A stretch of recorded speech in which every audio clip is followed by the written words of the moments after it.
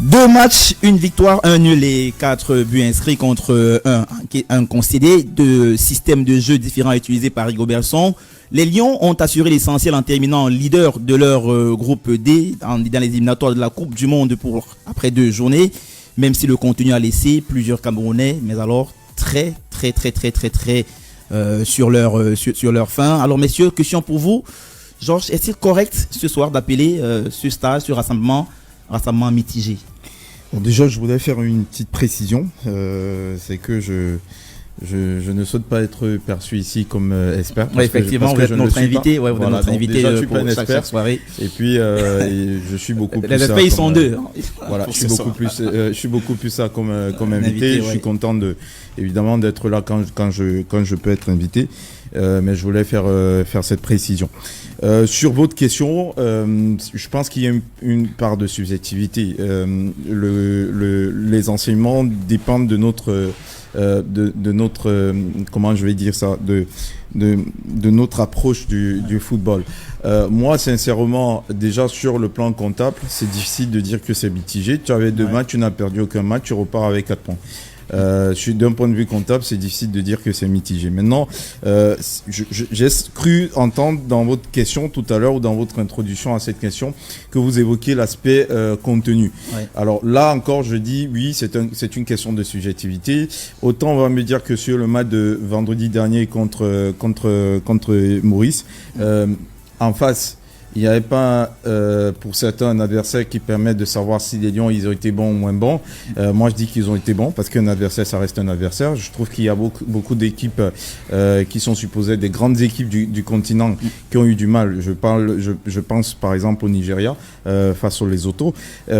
Ensuite, sur le match d'hier, alors, non, pas d'hier, le match de mardi dernier, moi, on m'avait annoncé que, ok, il y a eu un match pourri vendredi, enfin, on aura un adversaire, enfin, on va voir ce que les joueurs et Rigobert Song, c'est qu'ils ont dans le ventre. Alors, moi, ce que j'ai vu, c'est que j'ai vu une équipe qui est arrivée à Benghazi, qui a démarré le match, qui a douché à la fois le public et les joueurs de la Libye. Ouais, non.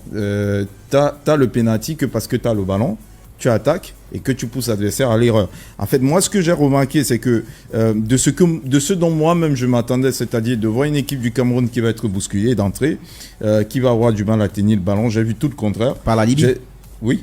Je veux dire, on parle du Cameroun d'un côté et de l'autre côté la Libye. Bien sûr, et je n'ai aucun... C'est pas le Sénégal, c'est pas le Maroc, c'est la Libye en fait, avec tout le respect qu'on a pour eux. Je n'ai aucun souci à redire ce que je dis. Pourquoi ? Parce que je l'ai toujours dit, c'est difficile de mettre, je trouve incohérent de mettre dans une même phrase que pendant des années le football camerounais va mal, pendant des années nos sélections ne gagnent plus, pendant des années il y a ci, il y a ça, et puis en même temps on dit le Cameroun c'est le Cameroun. Non, à un moment il faut être cohérent. C'est-à-dire pour que les autres ils commencent à gagner aujourd'hui, ils se sont vus dans une glace, ils ont compris que ça ne va plus et ils ne se sont plus vus beaux.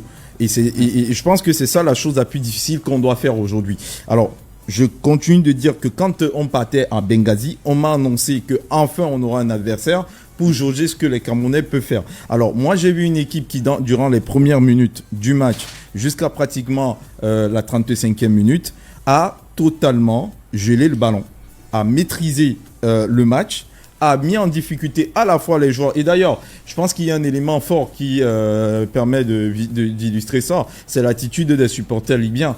Il n'y avait même pas de voix ni de bruit jusqu'à pratiquement à la 40e minute. Tellement ils étaient, je suppose, eux-mêmes surpris de voir à quel point ils font face à une certaine maîtrise. Alors, je suis quand même embêté qu'on me dise parce que la Libye a tiré 3 faux buts. Je te dis qu'on a tiré le double parce que malheureusement si tu as un Bemo plus efficace, un Magri plus efficace, un Kintondier plus efficace, ça peut faire 3-1 et personne ne peut crier au scandale. Est-ce que pour toi le score à la fin ne reflète pas la physionomie? Non, jamais. Pourquoi ça reflète? Victoire volée au Lyon? Non, mais évidemment. Bemo sur l'occasion de la fin du match, c'est une balle de but. Mais avant l'occasion de la fin du match, Tu as la situation où il est dans la surface de réparation, il est tout seul, il met le ballon au-dessus. Il est à quelques mètres des buts, il met le ballon au-dessus. C'est un fait de jeu. Non, mais c'est évidemment que si tu me poses la question de savoir si c'est un scandale que ça se finisse comme ça, je te dis que l'équipe nationale du Cameroun pouvait gagner ce match et personne n'aurait dit que c'est un scandale.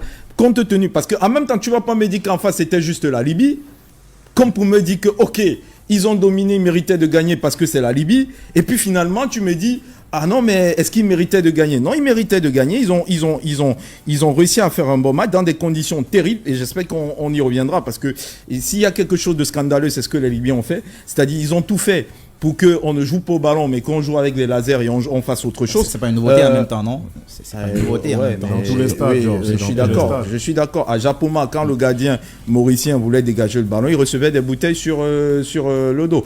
Comme me disent que dans tous les stades, tu donnes l'impression que c'est justement ça l'effet de jouer à domicile, jouer à l'extérieur. C'est ce petit avantage que vous avez et que vous n'avez pas. Ah oui, mais on parle du football, hein. Je veux dire, on bien parle entendu, du football professionnel. Bien entendu, on parle pas du 5-0 où mais écoute, déjà l'élimination de l'Égypte, la Coupe du Monde. Oui. Il y avait la même chose. Non, mais pas. Non, ça c'était après. Moi, ce que je veux dire, c'est que déjà, t'as pas le droit d'entrer. Je termine. T'as pas le droit d'entrer dans un stade avec des lasers. On est tous d'accord, parce qu'il faut d'abord qu'on parle de ce principe. Comment ils font pour avoir des lasers? En clair, pour vous, le match nul peut aussi être imputable à ces lasers. Non, ce que je veux dire, c'est que le contexte de ce match, compte tenu de ce que les Libyens ont fait, parce que ce que les Libyens ont fait, c'est de l'anti-jeu, il faut le dire clairement. Les lasers, c'est de l'anti-jeu. Aucun supporter n'a le droit d'entrer au stade avec les lasers. Les bouteilles sur Fabrice Ondoa, ça n'a pas de sens. Dans ce contexte périlleux, qui était d'ailleurs annoncé par certains ici, je trouve qu'ils ont maîtrisé le match. Et c'est dommage qu'ils aient pris ce but. Parce que s'ils ne prennent pas ce but, on n'a plus... Parce que moi, on m'a annoncé l'enfer. On m'a dit, Benghazi, c'est un endroit où personne n'y revient. On dirait l'enfer, et puis tu n'y reviens pas. Et moi, je trouve qu'eux, ils sont arrivés en enfer. Ils ont réussi à maîtriser ce qui se passe en enfer. Ouais. Et ils ont réussi à diluer la capacité de cette équipe libyenne à poser des problèmes. Après, tu ne peux pas maîtriser 90 minutes. Évidemment, il y a des choses que tu es obligé de concéder à l'adversaire. Mais j'évoque l'ultra-domination de l'équipe camerounaise par rapport à vis-à-vis de l'équipe, enfin, la domination camerounaise par rapport à l'équipe libyenne. Mais est-ce qu'il n'y a pas une sorte de mérite aussi pour les Libyens d'avoir su garder les cages inviolées? Inviolé, ils ont enfin, je veux dire 1-1, enfin, de n'avoir pas pris un deuxième but pour la défaite, en fait. Non, bien évidemment, Alain Denis, déjà en parlant du contexte hostile, moi j'ai envie de revenir par le passé. Je me souviens, il y a eu un Libye-Cameroun dans les années 2000 où les Camerounais recevaient quasiment des pierres sur le terrain. Ça n'a pas empêché Patrick Boma de claquer un triplé et on est rentré à la maison avec la victoire. Donc à un moment, il faut qu'on arrête un peu aussi de toujours vouloir caresser ces équipes, chercher des prétextes en voulant dire que ok, le contexte était hostile. Le contexte, il est hostile tous les week-ends en première ligue dans les stades. D'accord, c'est difficile, ça crie. Ça n'envoie pas des bouteilles. Ça envoie des lasers, ça envoie parfois des bouteilles. On l'a vu aussi dans les points de corner, etc. C'est assez hostile. C'est ça aussi la passion du football. Moi, ce que j'aurais voulu que tu soulignes, c'est peut-être l'inefficacité du Cameroun. Tu dis oui, si Mbeumo avait marqué, etc. La marque des grandes équipes aussi, c'est quoi? C'est aussi ça, le réalisme dans ces matchs où c'est parfois difficile, où on a une ou deux actions, il faut les mettre au fond. D'accord, moi ce que je retiens, c'est un Cameroun qui a peut-être dominé dans le match, mais une domination stérile avec, Dieu merci, un penalty qui nous a permis de marquer. On sort de Benghazi en ayant marqué sur penalty. Et dans des matchs décisifs en compétition, peut-être que ça peut nous porter préjudice. La question d'Alain, c'était sur le jeu. À partir du moment où tu reconnais que dans le jeu, on n'a pas été mauvais. Mais on n'a pas été bon non plus. J'ai parlé de domination stérile. Tu sais très bien que sur les occasions, ça se joue à la faute à malchance. Tu as joué un peu au football, non? Tu le sais. Tu sais que quand tu domines et que tu as 3-4 occasions franches, tu ne marques pas, ça peut arriver dans un match. Mais ça ne remet pas en question ta capacité à maîtriser le match. Ce que je dis, c'est qu'ils ont maîtrisé le match en Libye. Ils ont maîtrisé le match en Libye comme en 2000. Peut-être que là, il n'y avait pas un Boma qui va te mettre les 3 buts. Si Magri, il marque, si Ndié, il marque, si Bemo marque sur ces deux occasions, effectivement, on se retrouve en train d'avoir le même discours que tu avais, mais dans l'autre sens. Après, avec des si, on peut reconstruire. Non, mais c'est l'histoire du football. Avec des si, on gagne la Coupe du Monde. Écoutez Franck, écoutons question franc. Sur la question franc. Non, mais à un moment donné, je me suis cru que la parole, du moins, le plateau maintenant était uniquement pour M. Jean Bimbé. Vous faites la parole quand vous voulez, il n'y a pas de problème. Allez-y. Non, mais écoute. Moi, je suis d'accord d'un côté sur ce que Georges dit. Effectivement, quand on a une tournée comme celle-là, à la fin, on fait le bilan. On regarde les côtés positifs et les côtés négatifs. Malheureusement, mon ami Georges ne regarde que les côtés positifs. Non, loin de là. J'allais y revenir. Je voulais vous écouter. Donc, effectivement, sur le plan comptable, c'est une opération, on va dire, magnifique parce que moi, personnellement, je n'étais même pas sûr qu'on aurait pris ce point. Oui. Non, pas les 4 points. L'île Maurice, non. Okay. Ce point en Libye. Donc, du coup, sur le plan comptable, c'est très bien. On est content. Mais, comme Charles l'a dit, oui, en première mi-temps, on domine, du moins, une grande partie du match, on domine, mais c'est une domination stérile. Et ça... Contre un autre adversaire, c'est difficile. Mais peut-être pour avancer et te relancer, est-ce qu'on sort de ce match, de cette double confrontation-là, avec des signaux plutôt positifs pour la suite? Mais j'ai pas fini parce que je vais quand même corriger Georges. C'est vrai qu'il a dit qu'il n'est pas... Merci, professeur. Non, le professeur a coché. C'est vrai qu'il a dit qu'il n'est pas expert ici, mais Georges est quand même un expert du foot dans le monde du football. Et Georges, je pense que tu as quand même fait tes révisions avant de venir sur le plateau. En termes de statistiques... on était pratiquement pareil avec la Libye et le Cameroun. Sur le nombre de tirs. Sur la possession. Non, sur le nombre de tirs. Sur la possession 51-49. Et en faveur du Cameroun. Non, tu as dit qu'en termes de tir, on avait le double. Alors, laissez-moi finir. 51-49, c'est pas une ultra domination non plus. Et il a dit qu'on avait pratiquement fait le double. Il a dit qu'il avait pratiquement fait le double en termes de tir. Et même en termes de pourcentage de tirs cadrés, ils sont au-dessus de nous. Mais ça, c'est juste pour rappeler à notre expert qu'il n'est pas normal qu'il puisse faire. Déjà, je ne suis pas expert, ça c'est d'un. De deux, je reviens donc, parce que là, tu sais, Franck, juste, moi, je ne vais pas t'expliquer des choses parce que je sais que tu connais beaucoup de choses. Mais ce que je veux dire, c'est qu'il y a des gens qui nous écoutent. Et je me souviens de l'émission de la dernière édition de ce programme parce que j'avais la chance déjà d'être ici en tant qu'invité. Alors, on avait déjà planté quelque part un tout petit peu le décor par rapport à ces deux matchs. On avait dit Maurice 3 points et puis quid du match en Libye. Alors, moi, je veux qu'on essaye simplement d'être un peu honnête. Le sentiment que j'ai eu, c'est qu'après le match contre Maurice, tout le monde a dit ils n'ont joué contre personne. Il y a un match mardi à Benghazi et puis on va voir. Alors moi, ce que j'ai vu, c'est que Sandro Nana, j'ai vu un Fabrice Ondoa qui dégageait très peu, qui ressortait avec ses défenseurs centraux, avec le ballon. J'ai vu Olivier Thiam qui jouait long, qui jouait court. J'ai vu des actions. Et j'insiste sur le fait que les occasions qu'on a eues, tiens, d'ailleurs on en a eu, ne sont pas des occasions que les Libyens nous ont données. C'est pas du fait des erreurs personnelles qu'on les a eues. On les a eues parce qu'on a construit quelque chose, on les a eues parce qu'on a travaillé sur quelque chose, on les a eues parce qu'on a été capable d'arriver en Libye et dans ce contexte hostile disproportionné. Je suis pas d'accord avec Charles parce que c'est pas proportionné. Qu'il nous explique que ce qu'on a vu à Libye, on le voit tous les jours en Première Ligue. J'aurais pu lui dire que je vais être son professeur comme Franck me l'a dit et je vais corriger ses copies parce que dans les stades en Angleterre, ça chante, oui, ça crie, oui, mais ça n'envoie pas les bouteilles tout le temps sur le gardien. Et puis il y a des choses quand même dans le football qui sont, ça fait partie des fondamentaux. Si vous arrivez quelque part et qu'on est incapable de permettre que vous puissiez chanter l'hymne national, en termes de symboles, de symboles, c'est catastrophique. Et je suis désolé, en Première Ligue, on fait tout, mais on ne voit pas ce genre de choses. Donc, moi, ce que je dis, c'est que dans ce contexte-là, oui, ça a été compliqué. Et c'est davantage compliqué que tu démarres le match, tu ne peux pas avoir l'un de tes meilleurs joueurs du moment sur le match parce qu'il est diminué et il demande à ne pas jouer, en l'occurrence Bemo. Alors que tu démarres le match de cette façon-là, tu n'as pas Bemo. Après, il rentre en jeu.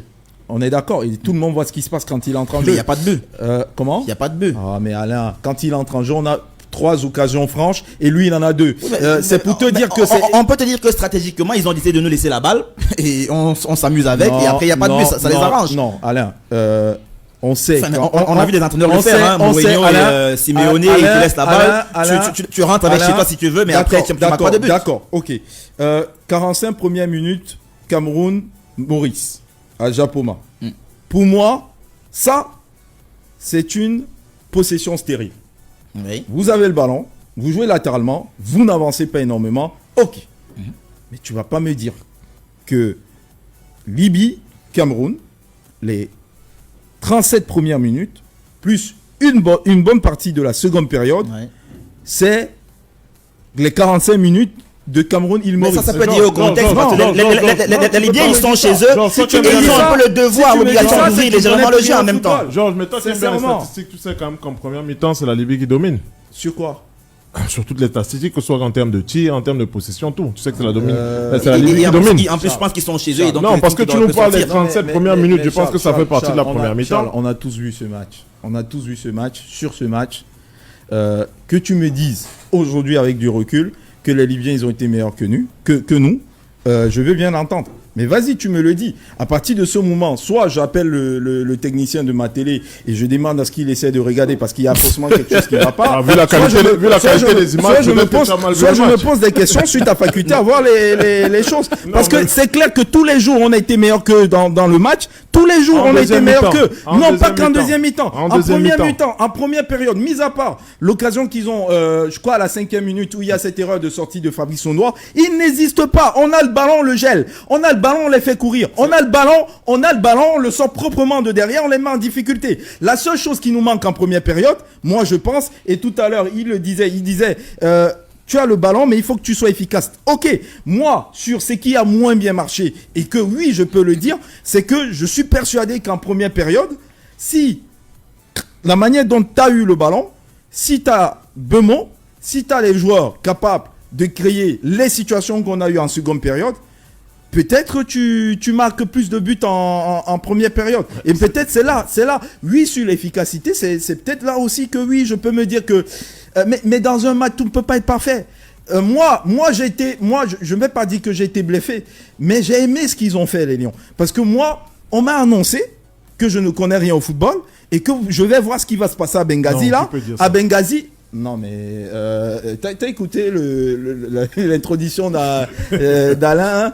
Même après, je crois, notre dernière émission, quand il nous projetait déjà sur l'émission d'aujourd'hui, en rapport avec le match de la Libye, j'espère qu'il y en a qui nous écoutent, qui nous regardent, qui ont encore en mémoire à peu près ce qu'il disait déjà. On nous annonçait l'enfer. Parce que depuis le début, on nous dit que Rigobertson, c'est un malade mental. Il ne sait pas ce qu'il fait. Il y en a même qui nous ont expliqué. Il y en a même qui ont eu, comment on appelle ça, la belle idée de nous dire que Rigobertson, il est tellement fou dans sa tête que le mec, il va jouer en Libye et puis il décide de mettre Bemont sur le banc. Bemont n'a aucun problème, il a mis Bemont sur le banc. Après là, je pense que c'est notre... Oui, vas-y, Franck. Il a quand même réussi à mettre un latéral droit au milieu de couloir. Donc, justement, je parle de Rigobertson, il me tend un peu la pêche. Pendant les deux rencontres, il y a eu deux systèmes de jeu qui ont été utilisés. D'abord, un 3-4-3 au Cameroun face à l'équipe de l'île Maurice. Ensuite, il a opté pour un 4-2-3-1 du côté de Benghazi en Libye. Est-ce qu'on met ces changements-là sous le coup de l'expérimentation ou alors des balbutiements tactiques? Charles, Franck. Est-ce qu'on peut donner la parole tout d'abord à c'est notre invité? C'est moi qui te suis la parole ici. Et non, je dis ça. Je régale. Non, je dis ça parce que quand je le régale. Pendant que vous chamaillez, j'ai eu l'impression que Georges avait des exclus pour nous, donc du coup, j'aimerais bien qu'il... Oh non, je n'en ai pas. Je t'ai dit que je suis pas expert. J'essaie modestement de dire ce que je pense en fonction des informations que je reçois. Qu'est-ce qu'on retient donc? Expérimentation ou alors balbutiement tactique de Rigobertson? Non, moi... Honnêtement, c'est pas du balbutiement parce que je trouve que là encore, on a deux approches. Moi, j'entends les gens, ils me disent en 2000 et en 2002, l'équipe nationale du Cameroun, les yeux fermés, tu donnais le 11. Il y avait une cohésion, il y avait une cohérence. Tu savais, même quand tu remplaçais X, tu savais qui entrait. Ça, c'est vrai. Il n'y a rien à dire dessus, c'est vrai. Mais le problème, c'est qu'entre 2000 et 2002, le monde, il a évolué et puis j'ai l'impression qu'on a laissé beaucoup de gens en 2000 et en 2002. Le football même, il a évolué. Ça veut dire quoi? Ça veut dire que le football de sélection aujourd'hui, il y a des paramètres. Faisons simple. C'est pas Rigobertson qui a demandé à nous, Tolo, de se laisser doubler dans la concurrence par Daniel Yongba. C'est parce qu'il y a un joueur camerounais qui a été meilleur. Voilà. Et donc, et ça conforte l'idée selon laquelle les Camerounais ne sont pas que des petits carrés. On peut y revenir. Non, moi, j'ai jamais dit ça des Camerounais. Hein. Non, mais quand tu fais le parallèle avec 2000-2002, on a le sentiment que tu veux dire que en 2000, il y avait de bons joueurs et aujourd'hui, on a que des petits carrés. Ne me prête pas des mots, tu vas mieux comprendre ce que j'essaie de dire. Oui, d'abord, Oh, attends, maximum de respect, génération 2000-2002. On est d'accord là-dessus. On est d'accord là-dessus. En termes de qualité, ça n'a rien à voir avec ce qu'on a là. C'est ce que j'essaie de dire. C'est pas pour dire que. On est d'accord là-dessus. Donc, aujourd'hui, quand tu es sélectionneur, tu sélectionnes en fonction de certains éléments que tu as. Les performances, le niveau de certains joueurs. Et puis, la France, elle a été championne en 2018 avec certains joueurs. Il y en a combien qui sont encore là aujourd'hui? Parce que je te le dis pourquoi? Parce qu'on me dit, il change de système, il change de joueur permanemment, il essaye de... finalement, on a l'impression qu'il balbutie. Après, genre chez nous... Ah, mais si je peux pas placer un mot... Non, mais c'est un échange en même temps. Que je souhaite, je pensais qu'il y a des invités pour qu'on échange avec eux. Mais je veux dire quoi? C'est pour te relancer en fait. C'est pour te dire quoi? C'est pour te dire que dans notre contexte, il y a beaucoup de joueurs qui, curieusement, disparaissent du jour au lendemain des sélections et dont on n'a pas d'explication. Ça aussi, on ne le mettra pas sur le dos du football des joueurs eux-mêmes. Un gars comme Ongla aujourd'hui, on ne sait pas où il est, on ne communique pas sur son départ. Et toi, tu viens me dire ici à l'émission que voilà, il vient qu'avec ce qu'il a. C'est simple.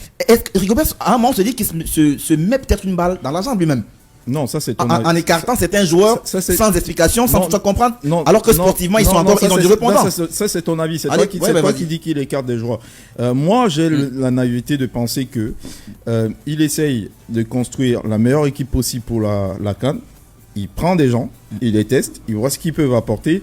Je te rappelle qu'on sort quand même d'une Coupe du Monde où notre milieu de terrain, c'était Zambo Anguissa, c'était Samuel Ongwit et c'était Martin Ola qui lui était là depuis la CAN. Depuis la CAN qu'on a disputée au Cameroun. Mais je me souviens encore de ce que la plupart d'entre nous disions à la CAN au Cameroun. C'est que ce milieu, purée, que tu t'ennuies parce que ça manque de créativité. La CAN ça date de 2 ans. Hein.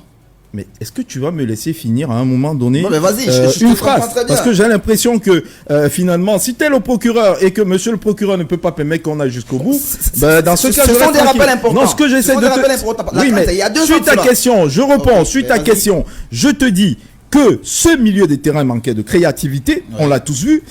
Il y avait certains joueurs qui individuellement posaient un problème de niveau, on l'a tous vu.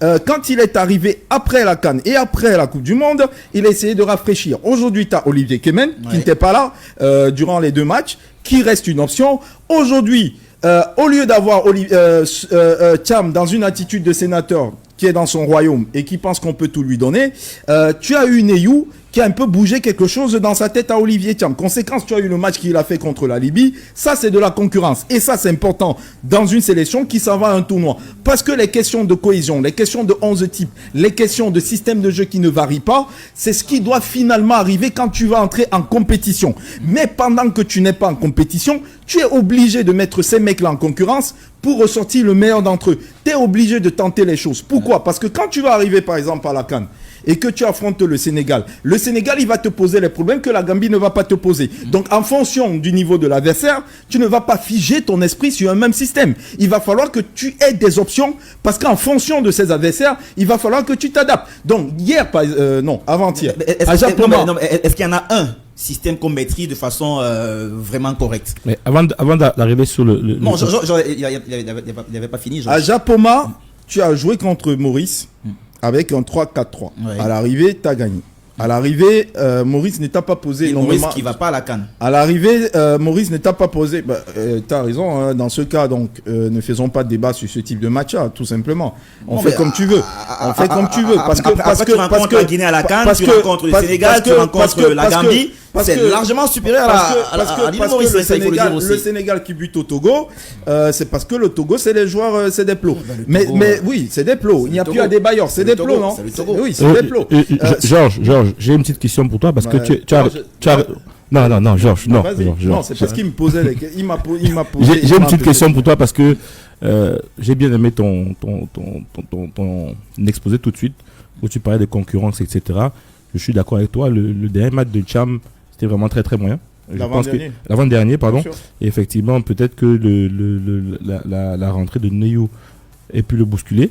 Je suis d'accord avec ça, mais je pense que là où les Camerounais s'interrogent, c'est que d'un côté, tu regardes ce turnover au niveau du milieu de terrain et tu te dis, putain, ce mec, c'est un génie, il arrive à booster ses joueurs. Mais de l'autre côté, tu vois comment on te met un Tchama 2 en concurrence avec Mbeumo. Oui, mais je me dis, écoute, est-ce qu'il y aura peut-être un problème? Il y a une explication, Franck. Bon, je préfère on voulait bétonner. Je préfère être sincère, je suis allé à la pêche. Je préfère être sincère. C'est moins mon avis, je suis allé un peu à la pêche. L'idée, c'était de bétonner ce côté. Pourquoi? Parce que sur le match qu'ils ont visualisé de la Libye contre, je crois, c'est les Swatini. Ils se sont rendus compte que ce côté de. Tu vois que je t'ai dit que Georges les exclut. Non, c'est pas une exclue. Non, je ne dis pas que c'est une réussite. Si tu joues une équipe de Libye qui est constituée essentiellement de joueurs locaux et que tu viens bétonner sur un côté, les gars, attention. Joueurs locaux ne veut pas dire forcément joueurs de niveau. Attention. Ça veut dire que pas parce que votre championnat est de faible niveau que. Non, on sait tous que le 11 libyen en temps normal, c'est pas 11 joueurs locaux en même temps. Mais t'as raison. Le Cameroun, il jouait contre personne. Ils ont essayé de, en fait, dans l'idée, ils ont d'abord travaillé sur le 3-4-3. Ils ont été perturbés par la situation sanitaire de Bemo et de Neyou. Ils ont surtout remarqué que ce côté gauche libyen, c'est un circuit préférentiel de leur sélectionneur. Ouais. Maintenant, dans la démarche, l'idée, c'était de contrôler, tout au moins pendant la première période, ce côté, éviter que ça pose plus de dégâts, et ensuite, en fonction de la physionomie du match, faire les choses différemment. C'est d'ailleurs pourquoi Tchama 2, je crois qu'il ne fait pas plus de 65 minutes au terrain. C'est-à-dire, dès qu'on revient des vestiaires, il y a le changement et Bemo, il entre direct. Ouais. Et je suis d'accord avec toi qu'il ne pourra pas, et moi je ne l'ai jamais considéré comme un génie, c'est les gens qui pensent qu'il est nul. Moi je dis juste qu'il n'est pas un génie, lui-même il le dit, il apprend sur certaines choses. Mais on ne va pas lui taper dessus surtout. Qu'il relance la concurrence sur le milieu de terrain, comme il a relancé là, je trouve que c'est une bonne idée. Il relance la concurrence. Le seul problème pour moi, en fait, Georges, c'est qu'à un moment donné, j'ai l'impression qu'il y a un 2 poids 2 mesures. Sur certaines choses, vous utilisez des arguments, et sur d'autres, subitement, ces arguments ne sont plus valides. Et c'est ça qui pose un problème, je pense. Moi, je ne suis pas là pour le défendre. Je suis pas d'accord avec cet argument-là, parce que je pense que sur le banc, on a un Ngom Bekele qui a déjà joué sur les deux postes, d'accord, qui est très performant en club et qui pouvait donc faire l'affaire, que ce soit offensivement et défensivement, donc dans ce schéma, sur la base des informations que tu as eues pour bétonner ce côté droit. Donc en animant offensivement, mais aussi en faisant le travail défensif, en mettant un vrai latéral droit, comme Tchama 2, au poste, pour pouvoir avoir donc des vrais automatismes et un côté droit fluide. Charles, aller chercher, excuse-moi, laisse-moi finir, un défenseur central encore, même si il a déjà eu plusieurs expériences au poste, d'accord, le mettre sur ce côté-là et mettre un latéral droit en offensif, je ne pense pas que de cette manière-là, ça puisse vraiment bétonner les choses. Il a manqué d'ambition, Rigobertson. Je pense que c'était de la fébrilité. C'était de la fébrilité. Ouais, voilà. Charles, il m'explique quand même quelque chose en quelques secondes. Okay. L'idée qui consiste à mettre deux joueurs à caractère défensif sur un côté, c'est une révolution technique de Rigobertson, c'est ça? Je sais pas ce que j'ai dit. Non, ce que je veux dire, c'est que tu n'as jamais vu ça ailleurs. Tu as découvert ça avec Rigobertson. Non, ça se fait. Pas généralement face à un adversaire. Ça se fait, mais ok, d'accord, non. Alain, il faut faire très attention parce qu'en même temps, tu dis deux choses qui ne se rencontrent pas. Soit on joue la Libye et que la Libye, comme on nous l'avait annoncé, est un adversaire à prendre très au sérieux et qui joue à domicile. Il faut prendre la Libye et il faut donc prendre la Libye au sérieux. Et donc, comment mesurer si quelque chose il a fonctionné ou pas? L'objectif, c'était de faire en sorte que les Libyens soient moins dangereux sur ce côté, en mettant deux joueurs à vocation défensive sur ce côté. Est-ce que quand on sort de la première période, parce que Tchama 2, on peut dire que son match c'est juste sur la première période, est-ce que les Libyens nous ont fait mal systématiquement sur ce côté? Ben réponds. Non mais dites-moi. Bon, j'en sais rien. Non. Ben oui, non, ils n'ont rien, jamais ils nous ont mis en difficulté. Non, ne me dis pas mais, je me laisse aller jusqu'au bout. Tu ne me dis pas mais, non, pour cette fois tu ne me coupes pas. Ce que j'essaie de dire, c'est qu'à un moment, arrêtez de nous prendre. Non, je n'évangélise pas. À un moment, arrêtez de nous prendre pour des cons. Non, mais c'est vrai, c'est sérieux. Vous me dites que le mec, il s'est trompé. Mais je vous pose donc la question. Quand tu mets quelque chose, quand tu es un technicien, il a dit Charles, il a dit que c'est de la fébrilité. Quand tu mets quelque chose, c'est de la fébrilité. Quand tu mets quelque chose en place, c'est pour, dans le cas d'espèce, c'est pour résoudre un problème. À la fin de la première période, pour ceux qui ont pu voir quelques minutes de ce match, les Libyens, ils ne nous ont jamais mis en difficulté sur le côté droit de notre défense. Oui, mais Georges, c'était l'objectif. C'était l'objectif. C'était l'objectif. Donne-moi une seconde. Ça a été fait. Donne-moi une seconde. Maintenant, il ne s'est pas contenté qu'à rester dans ce schéma-là, puisqu'en seconde période, il a sorti Tchama 2, il a fait entrer Mbeumo et directement, le Cameroun s'est procuré 4 occasions franches. Et s'il y avait eu un peu d'efficacité, je suis presque sûr qu'on n'aurait même pas ce débat maintenant. Sincèrement, arrêtez de nous donner l'impression qu'on a affaire à quelqu'un. Georges, pour qu'on se comprenne, tu es entraîneur, tu es le sélectionneur de l'équipe nationale du Cameroun, tu affrontes l'équipe de Libye. Alors, dans ton approche tactique de la rencontre, tu planifies en te disant... Voilà, je vais bétonner mon côté droit parce qu'il y a un virevoltant milieu de couloir libyen dont je connais même pas le nom. Je m'en excuserai. Toi, tu ne connais pas le nom. Ouais, c'est pas toi qui je veux dire que quelque part, si on en est là aujourd'hui, si on en est là aujourd'hui, quelque part, ça peut nous laisser un peu inquiets pour l'avenir. Sur l'avenir. Non. Parce que en face, à la CAN, par exemple, on aura des équipes qui sont supposées être mais c'est là où je dis que le Cameroun. Peut-être pour qu'on avance. C'est là où je dis que tu es incohérent. Parce que quand il a joué en 3-4-3 face à Maurice l'autre jour, tu t'es bien. C'est aussi lié aux hommes que tu mets sur pied dans ton système. Mais quand tu mets deux latéraux, tu t'es bien gardé de dire que c'était. Tu t'es bien gardé de poser la question. Parce que oui, ça ne t'intéressait pas de voir que là, non, c'était un schéma ultra offensif et qu'on était à domicile, on jouait à Japoma. Voilà. Mais quand tu joues à l'extérieur, tu joues à Benghazi, tout le monde t'a annoncé que ça va être compliqué là-bas. Même les anciens joueurs, parce que j'espère que tu as écouté Stéphane Biya l'autre jour chez nous à RSI. Même lui, c'est pas de la com. Je t'interdis de dire que c'est la com parce qu'il n'a jamais dit. Il n'a jamais dit que c'est la com. Il a parlé de son expérience de joueur. Je t'interdis de le dire. C'est toi qui nous as parlé de Concra la semaine dernière. Effectivement, il parle d'une déclaration d'un joueur qui dit la même déclaration du section manager. dit que c'est des exercices de communication. Mais non, c'est pour ça que je dis qu'on se retrouve à prendre à faire du 1 poids 2 mesures. Du 2 poids 2 mesures. 2 poids 2 mesures, pardon. C'est ça le problème. Stéphane Biya, par contre, confiait à nos auditeurs sur RSI, Radio Sport Info, que d'expérience de joueur, il le sait, les matchs en Libye, aller jouer au Maghreb, que ce soit la Libye, la Tunisie, le Maroc, ça on le sait, on n'a pas besoin de des matchs. Après, c'est pas le même niveau, Libye, Maroc. Oui, bien sûr. J'ai compris. J'ai compris que désormais, tu débats, tu ne présentes plus l'émission.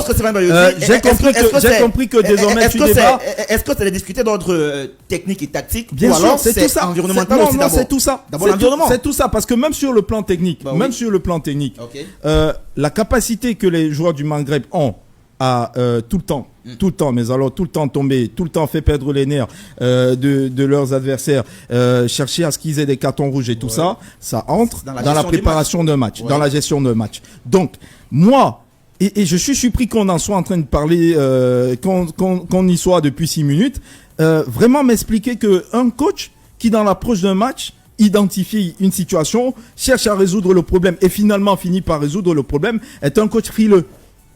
Je ne comprends pas. Je ne comprends pas. Excusez-moi. Attendez, moi je vais conclure juste en voyant donc Georges voir les images du but, d'accord, et je l'invite à voir que le but arrive sur le fait que Tchama 2 est en retard sur son repli défensif lorsqu'il y a la remise sur le joueur libyen. C'est une erreur personnelle, ça arrive dans le foot. Donc c'est pour te dire donc et qui est imputable à l'entraîneur qui a choisi non, jamais imputable au schéma tactique. Tu vas pas me dire ce n'est pas imputable au schéma tactique, tu vas me dire ça. Puisque tu m'as dit que le rôle c'était de bétonner tout le côté droit. Et sur cette action, on se retrouve à avoir les deux joueurs dans l'axe et tout le côté droit. Je pense que je sais tes matchs. Monsieur, pour tout le côté droit vide. Je t'invite à revoir les images. On va avancer pour que je conclue définitivement sur le sujet. Quand on change de système de jeu sur 2 rencontres comme ça, à quelques 50 jours de la CAN qui arrive, est-ce que le timing était bon pour tenter ce genre de choses? Ou alors on devait être resté sur des certitudes et essayer d'avancer pour préparer la CAN? Charles. Moi je reste désolé, je suis désolé, on reste sur un système de jeu, on sort d'un système de jeu, comme il a dit, qui a à peu près marché, donc contre l'île Maurice, même si, sans leur faire insulte, ce n'était que l'île Maurice. On a les joueurs pour continuer à jouer ce système de jeu. Parce que je pense que malgré l'absence de Mbeumo, d'accord, il y avait Clinton J qui était encore là, il y avait Moubania qui était encore là, il y avait encore des joueurs pour jouer dans ce système de jeu-là. Pourquoi prendre un jeune comme Tchama 2 qui a sa 2e sélection, d'accord, non, et le mettre au pilori comme ça, là, en le mettant sur un poste qui n'est pas du tout le sien, et où il va se retrouver à être catastrophique? C'est une question, je te parle. parler ou c'est lui qui parle? Non, mais je pense que c'est pour conclure. On va avancer. On avance avec toi, Georges. Toi, tu as introduit. Non, mais généralement, tu Georges, tu es celui qui a le plus la parole ici. Tu as eu cette habitude. C'est l'autre invité, c'est normal. Tu as l'habitude, c'est normal. tu as l'habitude d'évoquer souvent la question de la responsabilité individuelle des joueurs. Est-ce que sur ce stage, ce rassemblement, tu as eu le sentiment qu'au niveau de leur implication, au niveau de leur attitude même corporelle, les joueurs étaient vraiment concernés par l'idée de vouloir gagner les matchs et de donner le meilleur d'eux-mêmes? C'est pour ça que j'aime ce que fait Rigo. Après, je suis totalement conscient qu'il y a des gens qui peuvent ne pas aimer. Et c'est parce qu'il faut avoir des critiques. Et ceux qui critiquent moins et qui voient d'autres choses, c'est cette pluralité de points de vue qui permet qu'une équipe avance. Après, quand c'est exagéré et que parfois la critique elle est à l'endroit où on ne doit pas être, évidemment, je suis pas d'accord. Oui, moi j'ai aimé l'attitude globale des joueurs. Mais pourquoi ils ont été dans cette attitude, les joueurs? Pourquoi Daniel Nyongwa, il a tout fait pour être à son avantage? C'est parce qu'il sait qu'il doit prendre des devants dans l'espèce de concurrence qu'il avait avec Nuntolo. C'est parce qu'il est dans cette logique-là. S'il est dans une logique de confort, t'es pas sûr qu'il te fait pratiquement le même match. C'est pareil pour Tchamade dont il parlait tout à l'heure. C'est pareil pour Oumar Gonzalez qui sait que il y a de fortes chances qu'un garçon comme Moukoudi revienne et que c'est pas exclu que comment tu l'appelles, le défenseur central qui joue en Turquie, qui n'a pas encore été convoqué jusqu'ici, que Kilama fasse les listes. Je te dirais la même chose au milieu de terrain. Je ne vais pas revenir sur Thiam, je crois qu'on est tous d'accord. Mais la question Thiam, t'as vu les derniers matchs de Thiam avant le match contre la Libye? Ouais, t'aurais l'impression que là-bas il y avait son cousin et là c'était parfois blessé aussi. Le vrai Thiam, parce que de toutes les façons sur le match à Japomé, il a regardé le match comme un spectateur et il a vu que Néou, sans être exceptionnel, était quand même là et pouvait faire le job. Donc ça c'est intéressant. L'attitude de Néou, c'est parce que il sait que Kemeni n'est pas là, il sait que Thiam est là, il sait qu'il a une carte à jouer, il fait ce qu'il a à faire. C'est pareil, pratiquement à tous les postes. Magri, même je vais dire les 60-62 minutes que Ndje a eu. Moi, je vais être honnête avec toi, ça faisait un bon moment qu'en équipe nationale, je n'avais plus vu un Ndje entreprenant. Je ne te dis pas qu'il a été superbe, mais je ne l'avais plus vu aussi entreprenant. Et c'est peut-être parce que la CAN arrive et que tous se disent que c'est le moment ou jamais de chipper sa place. Dans ce contexte-là, moi, si je suis sélectionneur, je suis satisfait. Pourquoi? Parce que c'est ça mon travail. Mon travail, c'est sélectionner. C'est-à-dire, c'est de prendre parmi un réservoir les meilleurs. Et donc, avoir des gens qui se battent, qui donnent tout ce qu'ils ont pour pouvoir être meilleurs, c'est toujours bénéfique. Et c'est pourquoi je dis, moi, on m'a dit, non, il ne faut pas qu'il teste. Il ne faut pas qu'il change ceci, il ne faut pas qu'il change cela. Non, moi, je dis, il fallait le faire parce que ça te permettait de tout voir, de tout observer. C'est dans ça la Patrick Robertson, la concurrence. Comment? Et après, Clinton, c'est dans ça la Patrick Robertson. Clinton dit en numéro 10, c'est pas un cadeau non plus. Non, il jouait en D9. C'était pas vraiment un numéro 10. Oui, parce que c'est vrai en plus. Il joue en D9 et que en club, il est un joueur axial aujourd'hui. À 30 ans, c'est difficile de le mettre sur un côté parce qu'il va moins défendre. Ça aussi, ça peut être une grille de lecture. Mais ça, je sais que tu le sais, mais tu ne le diras jamais. Donc, pour revenir à ce que tu étais en train d'expliquer tout à l'heure, Alain, non, la patte Rigobertson, moi, honnêtement, je pense que la marge de manœuvre, et je suis d'accord là avec Franck, tout n'est pas parfait. Aujourd'hui, je comprends, je suis de ceux qui pensent que, ok, on a fait des tests au niveau des choix tactiques, au niveau des joueurs, on va à une compétition. Maintenant, il faut travailler sur ce qui sera notre plan de jeu durant la CAN. Est-ce qu'il y a le temps pour travailler? Non, si, je vais te prendre un exemple. Ouais, on a un match amical contre la Guinée. Je vais te prendre un exemple. Non, je ne parle même pas de la Guinée, je te prends un exemple. Okay. On s'est tellement ennuyé avec Hugo Bros avant la CAN 2017 que même nous-mêmes les Camerounais, si tu nous disais parions avec les Gabonais qu'on sort au premier tour, je ne suis pas sûr que sur 5, il y en avait 3 qui étaient prêts à parier qu'on ne sortirait pas au premier tour tellement on était mauvais. Sauf que, on va à la CAN. Le mec dont on dit qu'il n'a aucun projet de jeu, ses joueurs sont nuls. Et en plus, il passe le temps à avoir les problèmes avec tout le monde. Problèmes avec Choupo, des problèmes avec Onana. C'est-à-dire les problèmes avec Zambo, les joueurs de qualité. Donc, le mec, c'est un parano. Il va à la CAN, il te met un plan de jeu de commando et il te gagne la CAN avec. Quand tu vas à un tournoi, tu vas à un tournoi. Il fait avec ses forces. Quand tu vas, il meurt avec ses justement, idées. quand tu vas, Tout le contraire peut-être. Non, c'est pas le contraire. C'est pas le contraire. Dans une sorte de tâtonnement. Il était. C'est vous qui appelez ça tâtonnement. Moi, je n'ai jamais perçu. Mais Brosse, il a ses idées. Il bétonne. Il joue derrière. Brosse faisait la même. Je pense que Brosse tout de suite a donné la température en mettant Boubacar Vincent sur le banc, en mettant Nicolas Nkoulou sur le banc. Il est venu avec des idées, il les a assumées. Sauf que avant la CAN 2017, tu ne connais pas Bassogor, tu ne connais pas Ditambé, tu connais très peu Teke, tu ne connais même pas tout ce monde-là, parce que de toutes les façons, ceux dont il a parlé, ce sont ceux-là qui jouaient. Et c'était ça sa ligne. Et c'est à la CAN, et c'est après un mauvais match contre la Guinée, qu'il décide qu'il va tout changer. Toko, banc de touche, Dié, banc de touche, il veut plus Vincent Boubacar, Koulou, c'est pas son homme, et c'est pire, parce que lui, il fait tout ça durant la CAN. C'est-à-dire, c'est après le premier match où ceux qui devaient être ses certitudes font tout ce qu'il faut pas faire, qui changent tout, et ils décident d'avoir un plan de jeu commando. Donc, moi, je dis, faut qu'on ait un peu de mesure. Le mec, il est en train de chercher à voir son équipe, chercher à voir les joueurs, chercher à voir son système de jeu. Il a tenté des choses. Ok. Maintenant, il va à une compétition. Oui, je suis comme tous les Camerounais. J'attends qu'il arrive à cette compétition et qu'il nous montre donc quel sera son plan de jeu face à ces équipes-là. Et c'est là où j'attends. Et je pense qu'à ce niveau-là, tout le monde devrait attendre. Ouais. Mais qu'on nous dise, parce qu'en même temps aussi, Alain, je termine par là. Il y en a qui disent, Rigobert-Song, il est nul, vaut mieux s'en débarrasser maintenant avant que la CAN ne commence. D'accord. Non, mais là, c'est trop tard. Non, pas moi. Non, pas toi, évidemment. Toi, tu es beaucoup trop intelligent pour faire ça. Tu fais d'autres choses intelligemment, mais pas ça. Ils nous disent, ils nous disent qu'il doit être dégagé. Ouais. Et c'est là où c'est dangereux, parce que je me souviendrai toujours de la CAN que Aliou Cissé y fait avant de gagner la CAN au Cameroun. Il avait des joueurs, déjà, à ce moment-là, exceptionnels. Mais il sort en quart de finale, éliminé par qui ? Par le Cameroun, par une équipe du Cameroun, par une équipe du Cameroun, tu as l'impression c'est Dieu et le Cameroun. Oui, bah après parce que sur le match. Non, c'est pas pour le Cameroun, c'est une façon de te dire que ça a été ric-rac. Les Sénégalais lui en ont voulu à mort parce qu'ils estimaient qu'en face, l'équipe du Cameroun, c'était pauvre de chez pauvre. Ouais, mais quand tu regardes le contenu du match, pour te reprendre tout à l'heure, tu parlais du résultat. C'est une chose. Oui, mais après, du contenu, c'est autre chose. On est d'accord, le Sénégal gagne tous les jours. Le Sénégal gagne tous les jours. Et après, il faut qu'on arrête de faire le parallèle entre Rigo et Aliou Cissé. Parce que quand on regarde les stats, ça n'a rien à voir, totalement différent. Et Cissé perd en compétition, mais Rigo perd même des matchs amicaux, il perd des matchs qualificatifs. En fait, le parallèle, c'est pas le sujet de toute façon. Le parallèle qui est fait, c'est parce que l'idée Aliou Cissé, ça aussi, je le sais, a beaucoup inspiré ceux qui ont estimé que Rigobert-Song doit aller dans ce projet-là. Et que même si on me dit qu'il n'y a pas de similitudes, il y en a quand même.